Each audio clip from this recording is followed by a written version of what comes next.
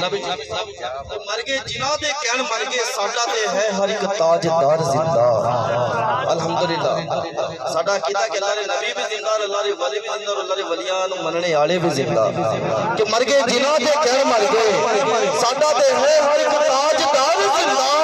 और साडे नबी जिंदा, साडे वली जिंदा, हर दरबार ते हर मज़ार जिंदा। ते बाबा साहब जिंदा, दादा साहब जिंदा, ते ख्वाजा साहब जिंदा, ते सैयद अली मोहम्मद सरकार जिंदा, ते सैयद अली मोहम्मद सरकार जिंदा। ते विच बगदाद दे हिंद वसे पाक जिंदा, ते विच बगदाद दे हिंद वसे पाक जिंदा। साईं वलियां दी गल दी इक पासे नाल वलियां दे खिदमत गुजार जिंदा।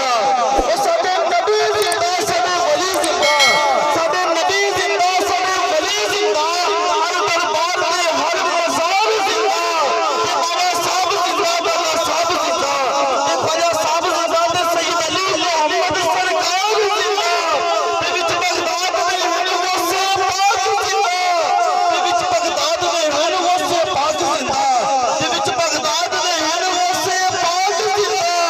साईं वलियां दी गल ते इक पासे नाल वलियां दे खिदमत गुजार जिंदा।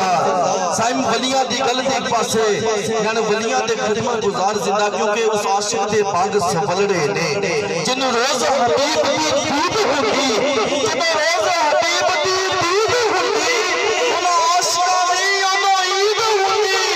ते सच दस्सिया नियाज़ी सियाणी होवे, दौलत नाल नहीं शान खरीद हुंदी। उसदा कर्म होवे गलता बनदी, एवें नहीं फरीद फरीद हुंदी। उसदा कर्म होवे गलता बनदी, उसदा कर्म होवे गलता बनदी, एवें नहीं फरीद फरीद हुंदी।